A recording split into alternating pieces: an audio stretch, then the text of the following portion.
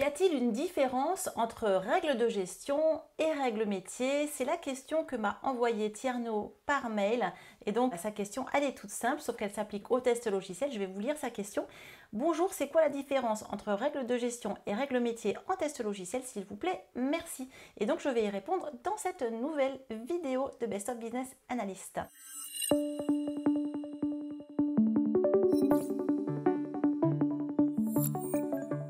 Bonjour à vous si vous me rejoignez pour la première fois sur cette chaîne dédiée à 100% à la business analyse des systèmes d'information, au business analyst francophone.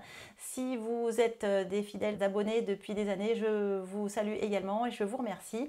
Je remercie toutes celles et ceux qui me suivent et qui me font des retours, que ce soit par commentaire ou par mail ou par des échanges qu'on peut avoir par téléphone, par Zoom, etc. Parce que c'est vraiment grâce à vous que je persévère depuis toutes ces années à transmettre les bonnes pratiques de la business analyse. Effectivement, je parle beaucoup des systèmes d'information parce que c'est essentiellement dans les projets de systèmes d'information qu'on va rencontrer cette discipline au carrefour des enjeux économiques des entreprises, des organisations technologiques et de la gestion de projet, avec au centre l'humain avec un grand H, qui en fait une discipline particulièrement passionnante dans laquelle on ne peut pas s'ennuyer, ça change tout le temps. Si vous découvrez la business analyse, bienvenue. Il y a également le site internet qui va vous donner beaucoup d'autres informations en dehors de cette chaîne YouTube. Vous y trouverez sur le site internet bestofbusinessanalyst.fr également des modèles téléchargeables, un livre blanc. D'ailleurs, je vous ai mis le lien en description de cette vidéo et de la chaîne. N'hésitez pas à le télécharger, c'est gratuit. Si vous cherchez également des formations pour devenir business analyst ou vous professionnaliser, si vous êtes comme 98% des business analysts autodidactes, n'hésitez pas non plus à aller voir le catalogue sur bestofbusinessanalyst.fr. J'ai formé plus de 700 business analysts à leur métier, que ce soit pour des personnes en reconversion ou des business analysts en poste, parfois depuis un certain nombre de temps, qui ont un intitulé qui peut varier de fonctionnel, technico-fonctionnel, product owner, proxy product owner, testeur métier. Il y a énormément de libellés de postes. D'ailleurs, je vous invite à regarder les autres vidéos de cette chaîne qui vous expliquent un petit peu qui sont les praticiens en business analyse et peut-être que vous en faites partie sans le savoir.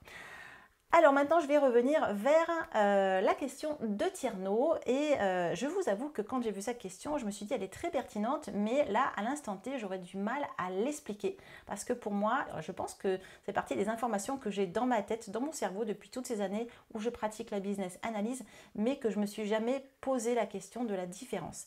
Et vous allez voir, il y a vraiment une différence entre règles de gestion et règles métiers, mais vous allez voir également à la fin de cette vidéo en quoi elles convergent. Alors déjà, les règles métiers, qu'est-ce que c'est? Donc le terme de règle métier le suggère par lui-même, c'est des règles en fait qui vont servir à définir ou à contraindre certaines actions dans le processus de l'entreprise, enfin de l'organisation dans le sens large, ça peut être aussi une administration. Et donc ces règles métiers, elles vont prendre la forme d'instructions tout simplement, qui décrivent comment certaines opérations doivent être effectuées et les limites à respecter lors de leur application. Ces règles métiers, elles vont servir à guider tout simplement les collaborateurs, les utilisateurs, elles vont guider les comportements de manière générale et elles vont définir quoi, qui, comment, pourquoi quelque chose doit être fait dans une entreprise. Alors ces règles, elles peuvent être, on va dire, formelles, écrites, verbalisées, en tout cas définies, comme elles peuvent être également informelles. Elles peuvent être également automatisées ou non. Et il faut savoir que nous, en tant que business analyst, quand on va faire le fameux recueil des besoins, les licitations, recueil d'une information exhaustive, fiable, vérifiée et consensuelle, que je préfère largement à recueil des besoins qui est trop restrictive, il faut savoir que nous, en tout cas, on va aller chercher ces règles métiers. Or, pour certaines d'entre elles qui sont écrites, on va les retrouver dans des procédures. Et par contre, dans les cas de figure où ce sont des règles qui ne sont pas formalisées et qui sont parfois uniquement dans la tête de nos contributeurs, ça peut être bien plus compliqué, surtout si nous, on arrive dans un secteur d'activité ou une entreprise qu'on ne connaît pas. Donc, bien entendu, il y a des techniques, il y a des méthodes d'élucidation qui vont vous permettre de recueillir cette information exhaustive, fiable, vérifiée et consensuelle dont font partie les règles métiers.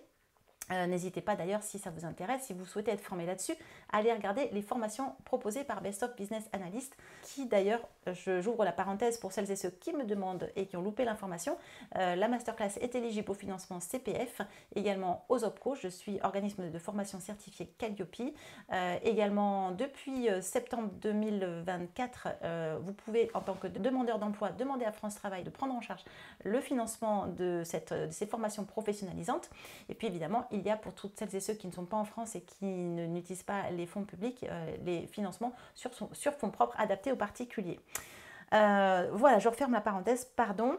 Alors, les règles métiers, elles sont donc non seulement enregistrées, mais elles sont également exécutées souvent à l'aide de technologies. C'est pour ça qu'on va parler de règles de gestion.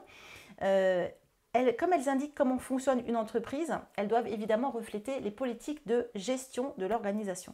Là, on entend le terme de gestion, mais vous allez voir qu'en fin de compte, ce n'est pas le terme de management qui est employé quand on parle de règles de gestion, mais ça s'applique à autre chose. Toujours est-il que les exigences qui façonneront l'exécution des activités et des processus, elles vont guider la prise de décision de ces employés. Ça veut dire qu'une règle métier, elle existe parce qu'elle va permettre à tous les employés de réagir de la même manière et non pas avec des règles qui leur sont personnelles ou des prises de décision qui leur seront personnelles. Donc ça permet vraiment de standardiser et d'homogénéiser les prises de décision. Et vous allez voir qu'on les reprend, ces règles de métier, dans les règles de gestion. Donc les possibilités d'application, elles sont extrêmement larges. Je ne peux pas vous en donner un certain nombre. Vous allez voir, je vais vous donner des exemples dans deux secteurs d'activité que sont la banque et la réservation de billets de train. Mais vous allez voir qu'il y a aussi un certain nombre de règles qui sont propres aux entreprises elles-mêmes. Alors déjà, avant de vous donner des exemples, je vais vous distinguer règles de gestion versus règles métiers. Alors déjà, la question de Thierno, c'était vraiment lié au test logiciel. Donc il voulait savoir comment distinguer les règles de gestion des règles métiers en matière de conception logicielle. Et il faut savoir qu'elles sont plutôt confondues dans ce domaine de la conception logicielle. Puisque de toute manière, une règle métier va être traduite in fine en règle de gestion. Mais malgré tout, retenez ceci, que les règles de gestion, elles sont des directives qui régissent le comportement d'un système d'information sous certaines conditions spécifiques. Donc en fait, elles sont plus techniques, elles sont vraiment reliées au logiciel, à l'application, au système d'information, et elles vont dicter comment les processus doivent fonctionner au sein de ce système. Ensuite, les règles métiers, elles sont plutôt axées sur les objectifs de l'organisation, les objectifs quels qu'ils soient stratégiques, tactiques, opérationnels. Et donc là, elles vont plutôt définir les politiques, les procédures et les processus essentiels pour atteindre ces fameux objectifs. Je vais vous donner là aussi des exemples tout à l'heure. Quand on reprend le cadre du test logiciel de la question de Thierno, c'est vrai que c'est intéressant malgré tout d'avoir ce distinguo parce que dans le test logiciel, on a le test sur ce qu'on appelle par exemple les tests fonctionnels par abus de langage, test métier dans le sens plus large. Mais en fait, on va regarder ce que fait le système d'information. On va vérifier qu'il a été codé correctement en conformité avec la conception fonctionnelle et qu'il n'y a pas d'erreur, mais vraiment liée au logiciel. Par contre, dans le test logiciel, on va aussi pouvoir tester, notamment par les tests de type acceptance, acceptation utilisateur, UAT, on va tester comment le logiciel il va s'implémenter au sein du processus de l'organisation. Et donc, c'est vrai que de distinguer règles de gestion et règles métiers, règles de gestion purement liées au logiciel et règles métiers liées vraiment au processus et procédures internes de l'entreprise, ça peut être intéressant parce que ça permet de s'assurer que le logiciel il aide vraiment l'entreprise à atteindre ses objectifs métiers. Donc ça c'est vraiment, je pense dans ce sens-là que c'est intéressant d'avoir ce distinguo en tête. Par contre, vous allez voir que en fait, quand on fait de la conception logicielle et du test logiciel, les deux finissent par se retrouver dans un document qu'on appelle le document des règles métiers. D'ailleurs, en anglais, on parle de business rule, hein, business traduit par métier. Alors, premier exemple dans le domaine bancaire. Déjà, on peut trouver quelques règles métiers et quelques règles de gestion. Je vais commencer par les règles de gestion. Si vous voulez, vous êtes par exemple un distributeur à billets ou même face à l'application de votre banque, on va dire vous êtes en ligne, vous voulez aller dans le portail et aller retirer ou faire un transfert de fonds de votre compte courant vers un compte d'épargne, vous pouvez avoir une règle de gestion sur la vérification de solde, c'est-à-dire qu'avant de procéder à la transaction, le système bancaire, il va vérifier que le solde du compte est suffisant pour couvrir le montant de la transaction. Autre règle de gestion, c'est lié par exemple à la limitation des transactions qui serait de limiter le nombre de tentatives de saisie du code PIN incorrect à 3 reprises maximum avant de bloquer l'accès à la carte. Encore une autre règle de gestion qu'on peut imaginer, ça serait la validation des données. Si vous êtes un conseiller bancaire et que vous devez ouvrir un nouveau compte pour un nouveau client, eh bien le logiciel il va finalement vérifier pour vous. Bien entendu, on lui aura dit comment vérifier avec cette règle de gestion. Il va s'assurer en tout cas que toute nouvelle ouverture de compte a bien un identifiant unique vérifié. Et puis, on peut imaginer aussi une règle de gestion liée à l'archivage des transactions. S'il y a des transactions de plus de 10 000 euros, eh bien que le système les archive séparément pour des audits futurs. Donc là, on est dans l'utilisation du système. Maintenant, on va parler des règles métiers, toujours dans ce domaine bancaire. Ça pourrait être, par exemple, en procédure interne, une règle qui est le critère d'éligibilité pour un prêt. Dans cette banque, eh bien, les clients doivent avoir un revenu minimum de 30 000 euros par an pour être éligibles à un prêt personnel. La politique de frais de cette banque pourrait être également d'imposer des frais mensuels de 5 euros pour tout compte dont le solde est inférieur à 1 000 euros. J'invente, bien sûr. On peut imaginer un processus de remboursement avec tous les emprunts qui doivent être remboursés sur une durée maximale de 5 ans, sauf dans le cas d'un arrangement spécial avec la banque. Là aussi, j'invente, c'est pour vous donner un exemple de règle métier. Et puis un autre exemple de règle métier, ça serait par exemple le programme de fidélité, offrir des taux d'intérêt réduits pour des crédits hypothécaires aux clients qui ont été fidèles pendant plus de 10 ans ou des catalogues de goodies voilà, dans le programme de fidélité. Ça serait des règles métiers. Donc vous voyez qu'en fait, règles métiers, ça existe qu'il y ait ou pas un système d'information, alors que les règles de gestion, effectivement, elles sont liées au comportement du système.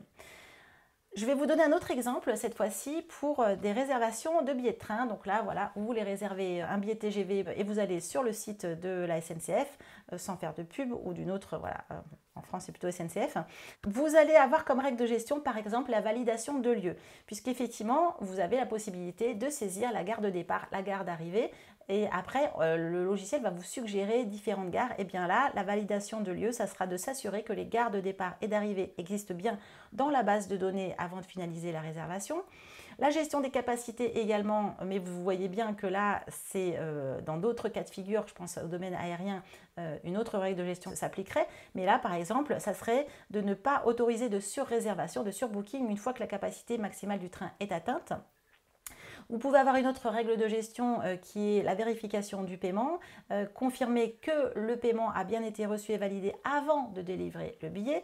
Or, effectivement, si on conçoit mal l'application, on pourrait très bien, l'application va vous délivrer le billet digital, alors même que la vérification de votre paiement n'a pas été faite auprès de la banque. Et ça, c'est des choses qui ont pu arriver, heureusement de moins en moins, puisque maintenant on est quand même dans le domaine de la conception logicielle, on est un petit peu rodé depuis un certain nombre d'années. Et puis vous avez maintenant une autre règle de gestion qui serait la synchronisation des horaires. Donc là, on est toujours lié à l'application Internet. Ça serait par exemple de mettre à jour automatiquement les horaires et les retards des trains en temps réel à partir des systèmes centraux. Ensuite, toujours dans ce domaine des réservations de billets de train, on peut imaginer les règles métiers suivantes.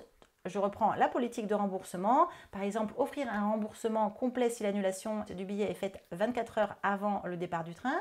Avec également une autre règle liée au programme de fidélité, accorder des points bonus aux clients pour chaque réservation effectuée en ligne, qu'ils peuvent après échanger contre des réductions sur des futurs trajets.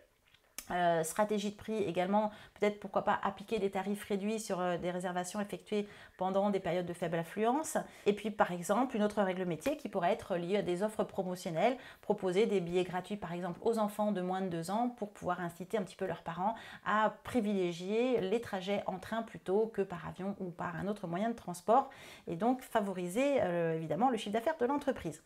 Donc vous voyez vraiment différence entre règles de gestion liées vraiment à l'utilisation du logiciel, règles métiers qui existent parce que ce sont des procédures internes et des processus internes et des règles internes à l'entreprise, qu'il y ait ou non de système d'information.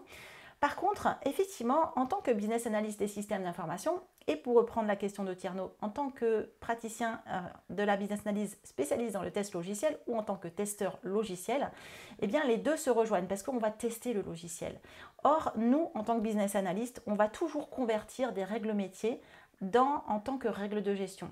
Si je vous reprends l'exemple du programme de fidélité, accorder des points bonus aux clients pour chaque réservation effectuée en ligne, qu'après ils pourront échanger contre des réductions. Forcément, nous, on va devoir décrire cette règle métier qui va après devenir une règle de gestion et on va le décrire par exemple, à chaque fois qu'il y a une réservation effectuée, le compte client est crédité de X points dans son programme de fidélité. Et à chaque fois qu'il va par exemple vouloir payer, peut-être qu'on va vous rajouter une fonctionnalité qui va vérifier par exemple le nombre de points qu'il aura acquis et qui va le convertir par le biais d'une autre règle métier qu'on aura du coup décrite, comment décrire le nombre de points en argent, voilà, en euros. Donc vous voyez que nous, en tant que business analyst, quoi qu'il en soit, quand on est côté solution, quand on est côté conception de la solution et donc test métier, de toute manière, une règle métier, elle va être décrite sous forme de règle de gestion, c'est-à-dire comment le logiciel, lui, il va appliquer concrètement cette règle métier. Et c'est pour ça que cette notion de règle métier, de règle de gestion, dans la conception logicielle, elle fusionne en fait. Là où c'est intéressant de les distinguer, encore une fois, c'est lorsqu'on va faire du test, parce qu'on va d'un côté peut-être être plus axé sur est-ce que le logiciel il est bien codé avec les règles de gestion qui incluent les règles métiers, mais en ayant les règles métiers en tête et qu'on va faire l'acceptance utilisateur, et bien là on va plutôt être axé sur est-ce que le logiciel apporte vraiment la valeur escomptée au pôle métier. Et c'est en ça que effectivement distinguer les deux règles de gestion et règles métiers peut être intéressant. Voilà, alors si cette vidéo vous a plu, si elle vous a apporté des informations de valeur, n'hésitez pas à la liker, à la commenter aussi pour apporter vos propres informations à la communauté des business analystes. Et puis, si vous souhaitez devenir business analyst professionnalisé, que vous soyez autodidacte depuis un certain temps, product owner, fonctionnel, technico-fonctionnel, PPO, consultant de tout poil, etc., vous pouvez aller vous former désormais. Ça fait déjà 5 ans que je forme des business analysts, que c'est reconnu par les entreprises. Également, l'organisme de formation Business Analyst est certifié Calliope, ce qui vous permet d'accéder au financement par OPCO et également, si vous êtes demandeur d'emploi, de vous faire financer cette formation professionnalisante pour devenir business analyst ou en tout cas en avoir toutes les compétences. Et puis, si vous êtes évidemment en reconversion, bienvenue, vous êtes au bon endroit, je ne vais pas répéter, mais vous pouvez également vous former. Depuis 5 ans que Best of Business Analyst existe de manière officielle, j'ai formé plus de 700 personnes et des milliers de personnes sont passées par l'organisme de formation pour des coachings ou des formations plus ponctuelles. Voilà, je vous remercie encore une fois pour votre attention et je vous dis à très bientôt pour une nouvelle vidéo. Ciao tout le monde!